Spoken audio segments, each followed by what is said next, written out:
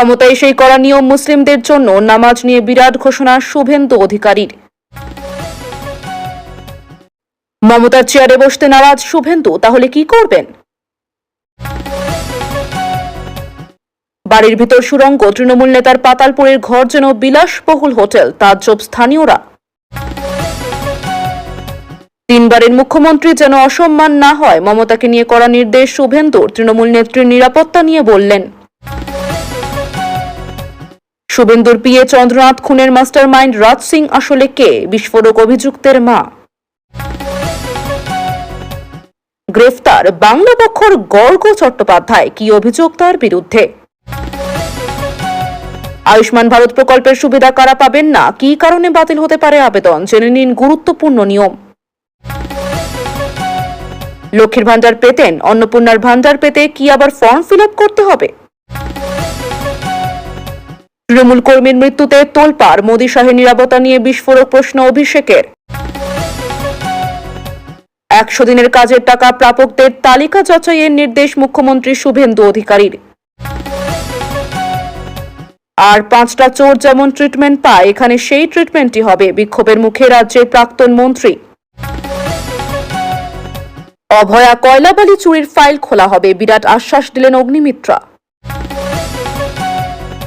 মোদীকে হত্যার ছক, প্রধানমন্ত্রীর সফর পথে জিলেটিন স্টিক, বিস্ফোরক সার্কিট, নেপথ্যে কারা? তীব্র চাঞ্চল্য প্রশাসনিক মহলে।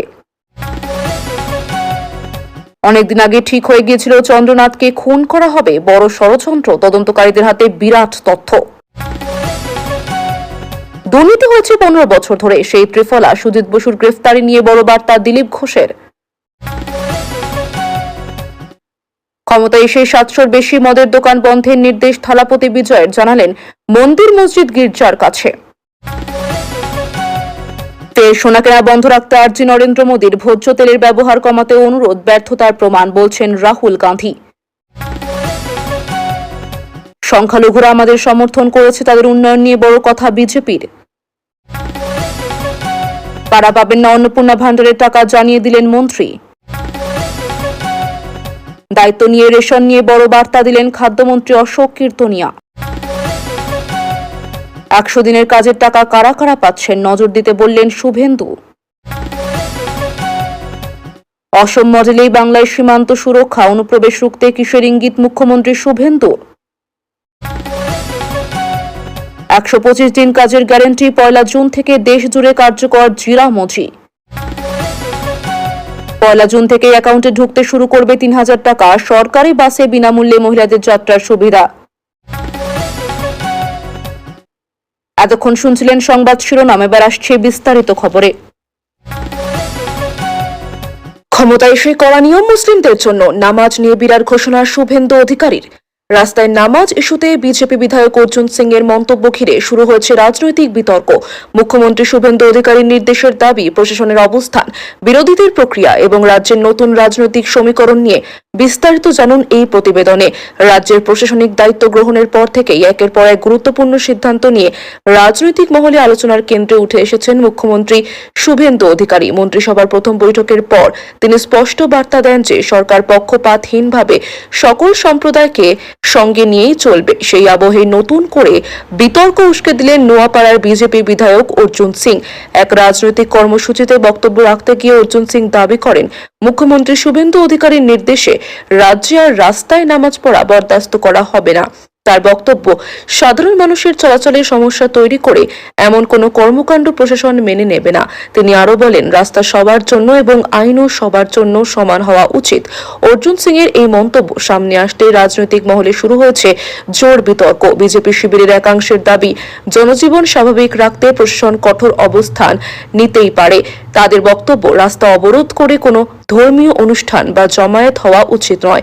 অন্যদিকে বিরোধী দলগুলির অভিযোগ, এই ধরনের মন্তব্য রাজ্যে সাম্প্রদায়িক উত্তেজনা বাড়াতে পারে। তাদের মতে ধর্মীয় বিষয়কে রাজনৈতিকভাবে ব্যবহার করার চেষ্টা হচ্ছে। বিরোধীদের দাবি, প্রশাসনের উচিত সব ধর্মের মানুষকে সমান মর্যাদা দেওয়া এবং শান্তি বজায় রাখা। রাজনৈতিক বিশ্লেষকদের মতে শুভেন্দু অধিকারীর নেতৃত্বে নতুন প্রশাসনের অবস্থান নিয়ে ইতিমধ্যেই নানা আলোচনা শুরু হয়েছে। আইন শৃঙ্খলা, প্রশাসনিক কড়াকড়ি এবং জনস্বার্থের প্রশ্নে সরকার কেমন পদক্ষেপ নেয় সেদিকেই নজর রয়েছে রাজনৈতিক মহলের। তবে এখনো পর্যন্ত মুখ্যমন্ত্রী শুভেন্দু অধিকারী এই মন্তব্য নিয়ে সরাসরি কোনো প্রতিক্রিয়া দেননি। প্রশাসনের তরফেও এই বিষয়ে আনুষ্ঠানিক নির্দেশিকা প্রকাশ করা হয়নি। ফলে অর্জুন সিং এর মন্তব্য কতটা সরকারি অবস্থান প্রতিফলিত করছে তা নিয়েই প্রশ্ন উঠতে শুরু করেছে। এই ঘটনাকে কেন্দ্র করে আগামী দিনে রাজ্যের রাজনৈতিক তরজা আরো তীব্র হতে পারে বলে মনে করছে ওয়াকিবহাল মহল। বিশেষ করে ধর্মীয় জমায়েত, জনপরিসরে ব্যবহার এবং প্রশাসনিক নিয়ন্ত্রণ, এই তিনটি বিষয়কে কেন্দ্র করে নতুন করে বিতর্ক তৈরি হওয়ার সম্ভাবনা প্রবল। দিল্লির মুখ্যমন্ত্রী যেন অসম্মান না হয়, মমতাকে নিয়ে করা নির্দেশ শুভেন্দু। তৃণমূল নেত্রী নিরাপত্তা নিয়ে বললেন, আগের মতোই নিরাপত্তা পাবেন পশ্চিমবঙ্গের প্রাক্তন মুখ্যমন্ত্রী তথা তৃণমূল নেত্রী মমতা বন্দ্যোপাধ্যায়। রাজ্যে নতুন সরকার গড়েই করা নির্দেশ মুখ্যমন্ত্রী শুভেন্দু অধিকারীর। জানিয়ে দিলেন, মমতা নিরাপত্তায় কোন রকম হেরফের হবে না, এমনকি মমতার যাতে কোনো অসম্মান না হয় তাও দেখতে নির্দেশ দিয়েছে। তবে অভিষেকের নিরাপত্তায় কাঁটছাঁট করা হয়েছে। তবে মমতা যেমন জেড প্লাস ক্যাটাগরি নিরাপত্তা পেতেন তা বহাল থাকবে। সোমবার বিকেলে সমস্ত স্তরের পুলিশ কর্তাদের নিয়ে নবান্ন সভা করে বৈঠক করেন শুভেন্দু। সেখানে তিনি বলেন, মমতা বন্দ্যোপাধ্যায়ের নিরাপত্তা একই রকম বহাল থাকবে। উনি তিনবারের মুখ্যমন্ত্রী, সেই সঙ্গে দেখবেন ওর যেন কোনো অসম্মান না হয়, বাড়ির সামনে গিয়ে কেউ যেন অসুবিধা করতে না পারে। তবে মমতা আগের মতো নিরাপত্তা পেলেও তৃণমূলের সর্বভারতীয় সম্পাদক তথা লোকসভার সাংসদ অভিষেকের নিরাপত্তা ইতিমধ্যে কাটছাঁট করা হয়েছে। শুভেন্দু জানিয়েছেন, সাংসদের জন্য বরাদ্দ নিরাপত্তা পাবেন অভিষেক। নির্দিষ্ট সময় অন্তর বদলানো হবে নিরাপত্তা কর্মী। নবান্নের ওই বৈঠকে উপস্থিত ছিলেন বিনীত গোয়েলও।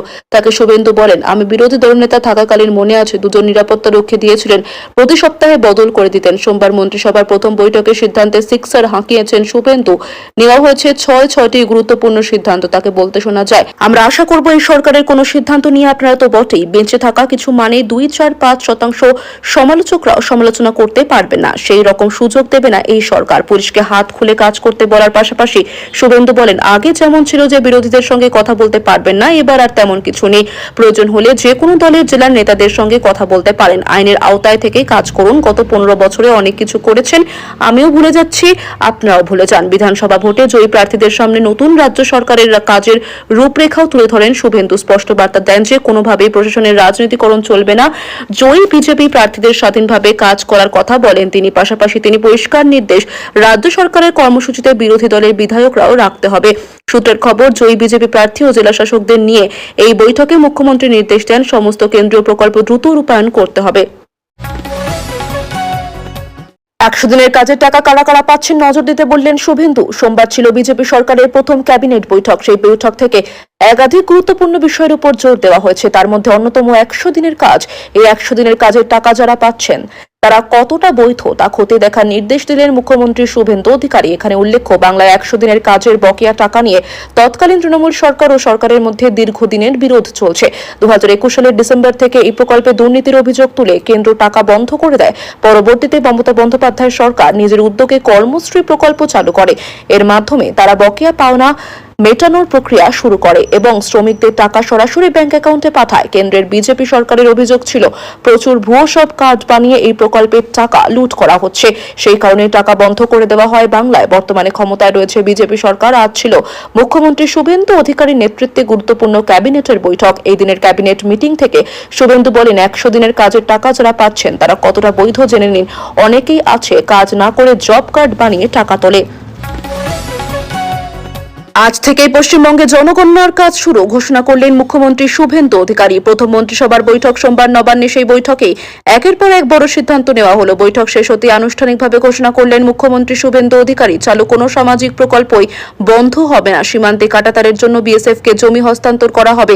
আজ থেকে রাজ্যে কার্যকর হবে আয়ুষ্মান ভারত। এরপর একাধিক বড় ঘোষণা করেন নতুন মুখ্যমন্ত্রী। তারপরে তিনি বলেন, আজ থেকে রাজ্যে জনগণনার কাজ শুরু হবে। শুভেন্দু এও জানান যে কেন্দ্র থেকে বারবার বলার পরেও জনগণনার কাজ ফেলে রাখা হয়েছিল, তবে আর বিলম্ব নয়, শুরু হয়ে যাচ্ছে জনগণনার কাজ। 4ই মে রাজ্যের দিলীপ ঘোষ, অগ্নিমিত্রা পাল, অশোক কীর্তনিয়া, ক্ষুদিরাম টুডু ও নিশীথ প্রামাণিক 5 মন্ত্রীর সঙ্গে সোমবার নবান্নে বৈঠক করেন মুখ্যমন্ত্রী শুভেন্দু অধিকারী। মন্ত্রিসভার প্রথম বৈঠক ছিল এটাই। বৈঠকের শেষে শুভেন্দু বলেন, আগে থেকে চালু কোনো সামাজিক প্রকল্প বন্ধ হবে না, কোনো বিদেশির এই প্রকল্পের সুবিধে পাওয়া উচিত নয়।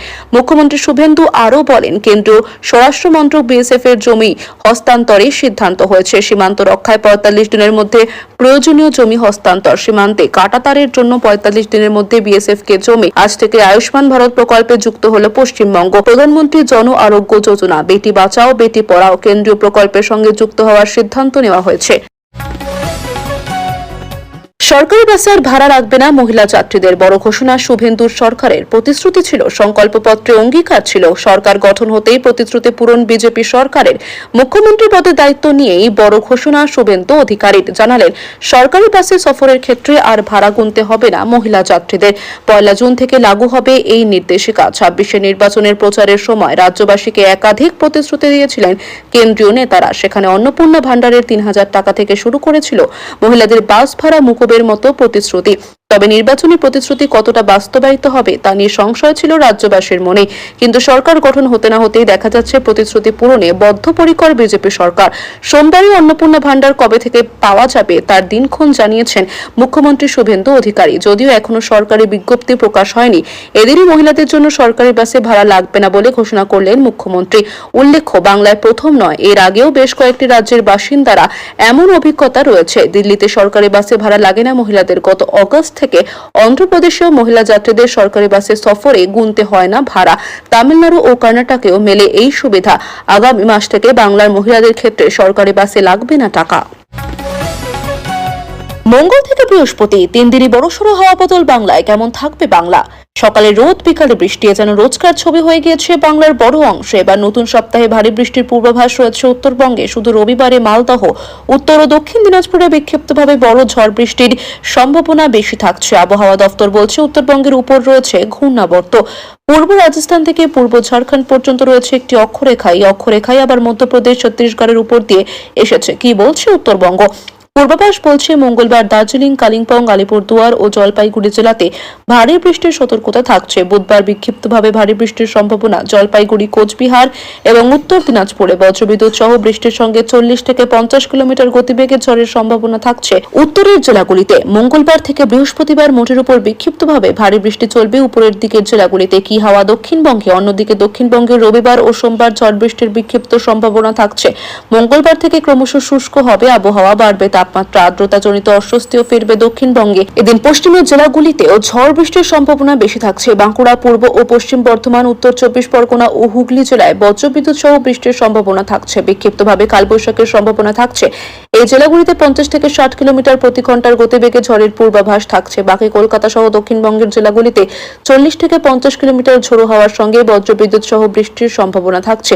কেমন আছে কলকাতা? আজ পূর্ব মেদিনীপুর, উত্তর ও দক্ষিণ 24 পরগনায় 40 থেকে 50 কিলোমিটার গতিবেগে ঝড়ের সঙ্গে বজ্রবিদ্যুৎ সহ বৃষ্টির আশঙ্কা থাকছে। বাকি জেলাগুলিতে বজ্রবিদ্যুৎ সহ বিক্ষিপ্তভাবে ঝড় বৃষ্টির সামান্য সম্ভাবনা থাকছে। মঙ্গলবার থেকে শুক্রবার পর্যন্ত ঝড় বৃষ্টির সম্ভাবনা ক্রমশ কমবে। কলকাতাতেও রবিবারেও বিক্ষিপ্তভাবে ঝড় বৃষ্টির সম্ভাবনা থাকছে। দুপুরের পর থেকে রাতের মধ্যে বজ্রবিদ্যুৎ সহ হালকা থেকে মাঝারি বৃষ্টির সঙ্গে 30 থেকে 50 কিলোমিটার গতিবেগে দমকা বাতাস বইতে পারে।